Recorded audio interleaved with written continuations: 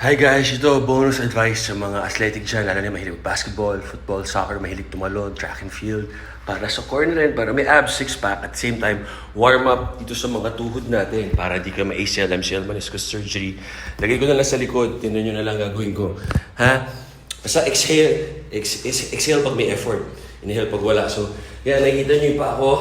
Yan. May tamang abs yan.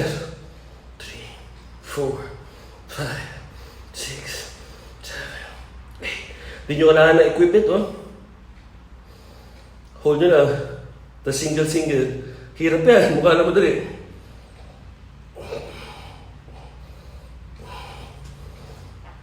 Warm up your knees, yan, oh.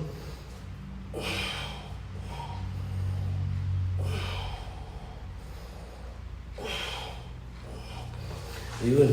Para kayo naka-plank na. Medyo mahirap. Mukha lang madali. Ayos, di ba?